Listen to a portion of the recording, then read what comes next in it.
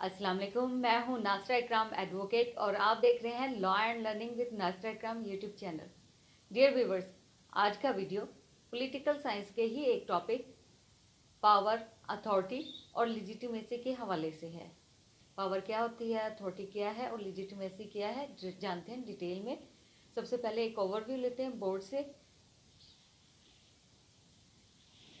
Start करते हैं power की डेफिनेशन से। Power is frequently defined by political science as the ability to influence the behavior of others with or without resistance। यानी power वो अख्तियार है, वो अथॉरिटी है कि अगर कोई शख्स उस पर अमल दरामद करता है तो दूसरा शख्स चाहे वो रेजिस्टेंस करे या ना करे, वो पावर अपनी यूज़ कर सकता है। पहले तीनों डेफिनेशंस का थोड़ा ओवरव्यू ले लेते हैं, फिर मैं एक एग्जांपल से एक्सप्लेन करती हूँ कि ये क्या है। सेकंड नंबर पे है authority. Authority is that form of power, यानी ये फॉर्म ऑफ पावर है, इसी की ही एक किस्म है, विच इज लीगलाइज्ड एंड लिजिटिमाइज्ड। इसका एक्सप्लेनेशन कुछ इस तरह से, authority means legitimate power which has been approved by the people or power in accordance with the constitution or the law of the state। यानी अथॉरिटी वो अख्तियार है जो कि किसी शख्स को पावर देता है कि अकॉर्डिंग टू लॉ वो अपनी पावर को यूटिलाइज करे, इस्तेमाल करें। Legitimacy in political science, legitimacy is the right and acceptance of an authority। यानी right है और acceptance है authority। Right and acceptance of an authority denotes a specific position in an established government। The term legitimacy denotes a system of government। यानी government system चलाने के लिए जिस शख्स को वो राइट, ये अथॉरिटी या ये पावर दिया गया है, वो कानून के मुताबिक है, कानून में उसके बारे में लिखा हुआ है, कानून उसे परमिशन देता है। डेफिनेशन देखते हैं।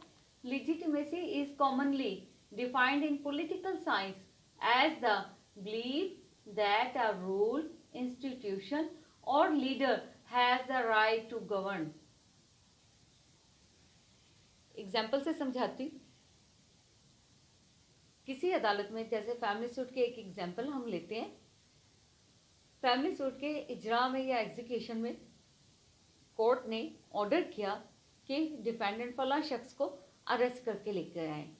अब वो बैलेफ है या पुलिस ऑर्डर के लिए ऑर्डर है, वो जो शख्स को या डिफेंडेंट को अरेस्ट करने के लिए जा रहे हैं, तो वो जो शख्स वो पावर उसको अरेस्ट करने के लिए यूज़ कर रहा है। जैसा कि आप जानते हैं नॉन अवेलेबल वारंट होते हैं, तो उसमें वो शख्स रेजिस्ट करे या ना करे, तो वो जो बैलेफ है या पुलिस है उस शख्स को अरेस्ट करके लेके आ रहे हैं, तो वो उसकी क्या है, पावर। और ये पावर कहाँ से इसने दी, उसको अथॉरिटी हासिल है, किसी अथॉरिटी ने दी।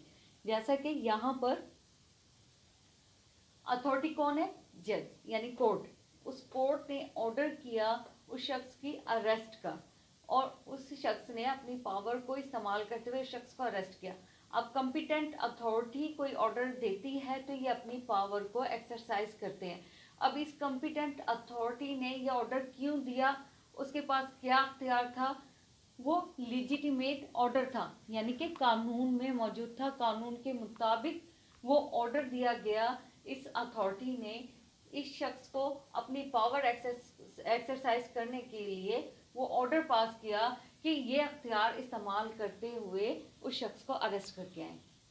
यानी क्या हुआ कि ये जो पावर है वो इस अथॉरिटी ने इसको पावर दी, और इस पावर को इस अथॉरिटी ने कैसे दिया कि वो लिजिटिमेट थी, कानून में मौजूद है, कानून में लिखा हुआ है कि फला शख्स अगर अरेस्ट करना है, नॉन अवेलेबल वारंट किन किन ऑफेंसेस में होते हैं, ऑफेंस है या कोई फैमिली इजरा है, उसमें उस शख्स को अरेस्ट करके जो लेके आ रहे हैं, ये भी कानूनी है, क्योंकि ये यहाँ पे देखें ability to influence the behaviour of others, और यहाँ पे ये इस एबिलिटी को, इस अथॉरिटी के ऑर्डर को ओबे कर दिया। ये अथॉरिटी इस लिजिटिमेटी यानी कानून में मौजूद होने की वजह से ये ऑर्डर पास कर रही है। उम्मीद है ये बात समझ आ गई होगी। अगर नहीं समझ आती तो कमेंट बॉक्स में मुझे लिख के दोबारा पूछ लें।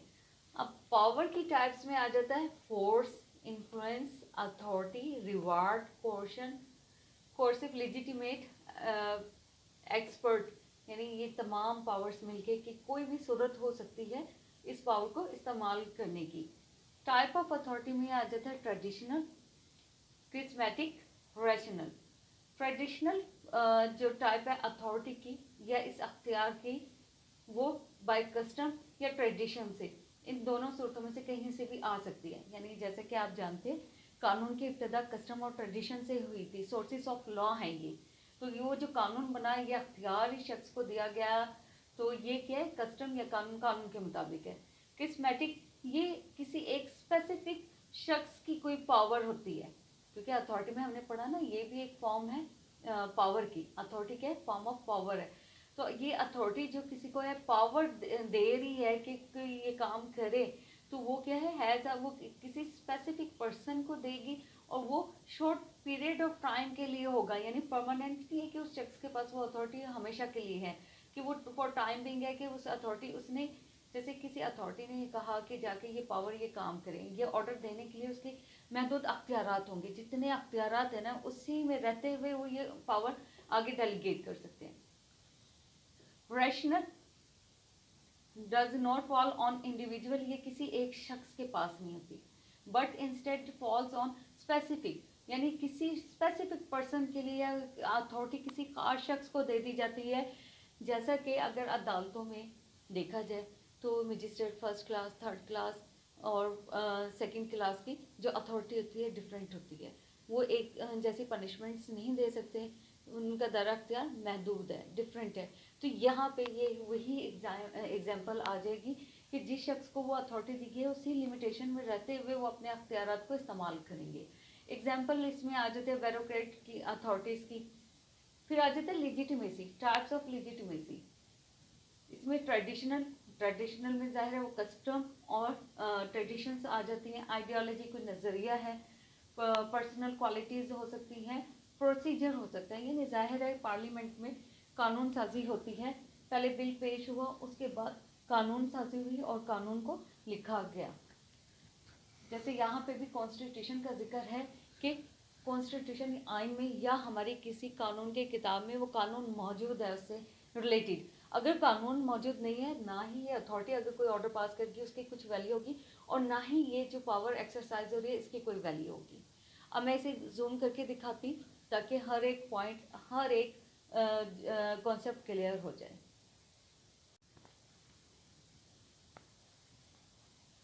ये इसका कंप्लीट ओवरव्यू है, थोड़ा मैं जूम करती हूँ इसे। ये देखिए, power is frequently defined by political science as the ability to influence the behavior of others with or without resistance। ये पावर की टाइप्स आ गई, force, influence, authority, reward, coercive, legitimate और expert.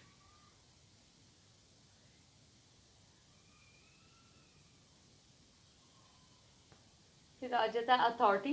Authority is that form of power which is legalised and legitimised. यानी legal भी हो, कानूनी हो, लीगल लेजिटिमाइज का मतलब ये है कानून साजी करके कोई अथॉरिटी किसी शख्स को दी गई हो, यानी कानून के मुताबिक दी गई हो। एक्सप्लेनेशन आ जाता है, authority means legitimate power which has been approved by the people और power in accordance with the constitution और the law of state. Constitution यानी आइन हो गया, और यह हमारी रियासत में जितने कवानीन मौजूद हैं। It is legal right of an individual. इसकी टाइप्स में आ जाती हैं ट्रेडिशनल, कैरिस्मेटिक और रैशनल। ट्रेडिशनल पहले जैसे मैंने बताया कस्टम से या ट्रेडिशन से ही ली जाती है, यानी कानून बनाया ना। कैरिस्मेटिक में एक शख्स की, एक इंडिविजुअल की पावर है जो कि शॉर्ट पीरियड ऑफ टाइम के लिए है, यानी परमानेंट नहीं है, बहुत लंबे अरसे के लिए नहीं है, एक स्पेसिफिक टाइम दे दिया जाता है, इतने अरसे तक ये अख्तियार स्पेसिफिक पर्सन के हैं।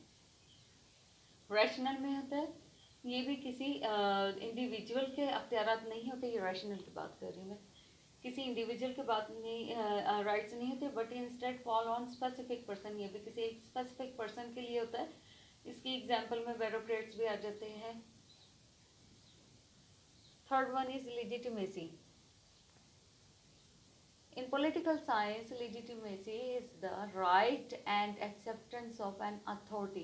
यानी right और acceptance क्या है, इस authority को, यानी कानून में लिखा है तो इसका मतलब है वो right and acceptance हो गया। right डिटर्मिन होते हैं ना हमारे कॉन्स्टिट्यूशन में, या हमारे कवानीन मौजूद हैं हर एक स्पेसिफिक सब्जेक्ट के हवाले से या स्पेसिफिक पर्पस के लिए, जैसे civil, criminal, family, revenue, different laws हमारे पास मौजूद है ना।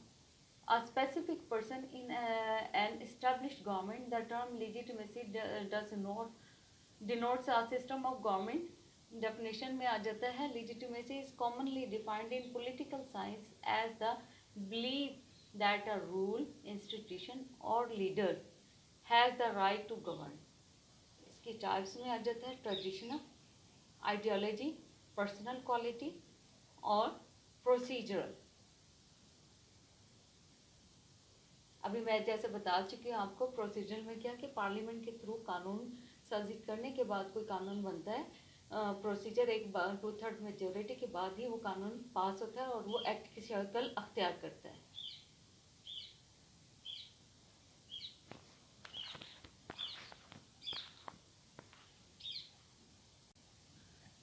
उम्मीद है आज का लेक्चर समझ आया होगा। मिलते हैं नेक्स्ट वीडियो में नए लेक्चर के साथ।